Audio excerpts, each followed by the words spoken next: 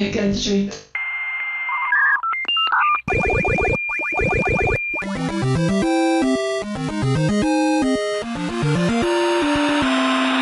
Elliot.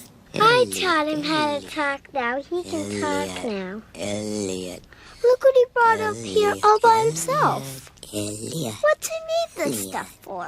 Elliot. Au cimetière des gadgets, cette semaine, on va parler. Vous avez sans doute reconnu là, E.T., l'extraterrestre, qui voulait retourner chez lui et qui s'était construit un téléphone avec des jouets qu'il avait trouvés sur Terre.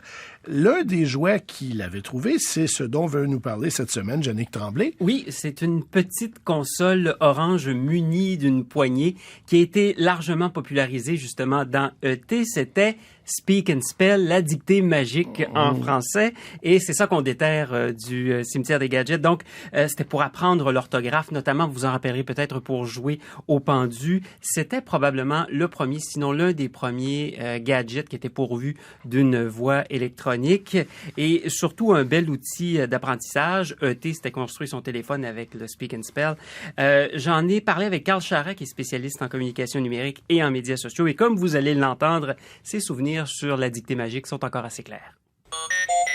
Si ma mémoire est bonne, j'avais des amis qui en avaient un à la maison. Des filles, des fromages. Et à chaque fois que j'allais, pour moi, c'était le jouet, qui était toujours pour moi le centre d'attraction. Épelle, potiron, P-O-P-Y. C'est inexact. Essayez encore une fois. Potiron.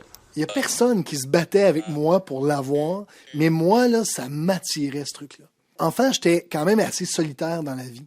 Donc, d'avoir une interaction avec, dans le fond, ce qui est un des premiers ordinateurs, avec une voix hyper robotisée qui faisait peur à certains, mais qui, moi, m'inspirait plein de trucs. C'est inexact. La bonne orthographe de potiron est P-O-P-I-R-O-N. Potiron. Maintenant, épelle.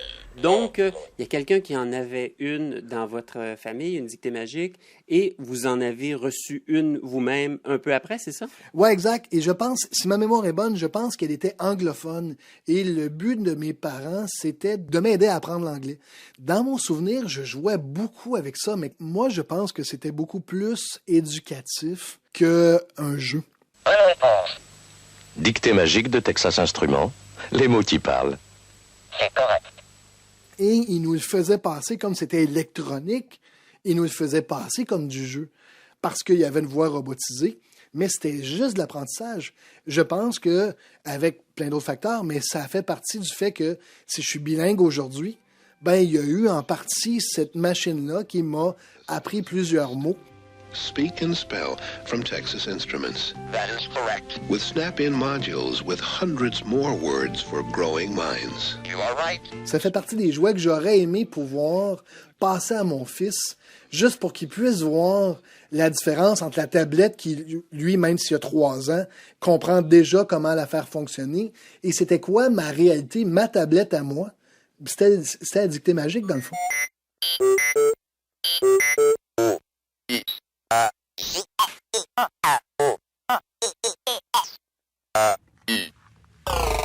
Ça fait partie des briques qui ont bâti mon univers, puis qui me donnent envie que mes enfants soient aussi créatifs et aussi allumés que je l'ai été de par l'utilisation de ces machines-là.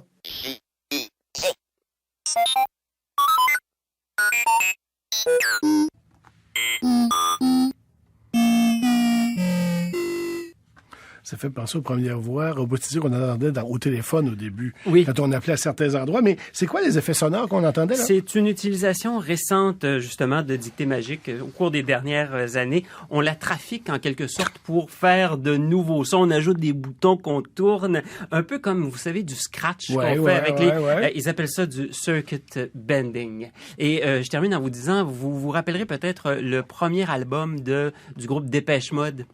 Qui avait pour titre Speak and Spell. Ah oui. Justement, Ah, oui, j'avais celui sur oublié lequel ça. on trouvait Just Can't Get Enough. Donc, quand même, on pourrait dire une influence sur la culture populaire à travers E.T. et d'autres manifestations comme ça. Merci beaucoup. Je vous en prie. Au revoir.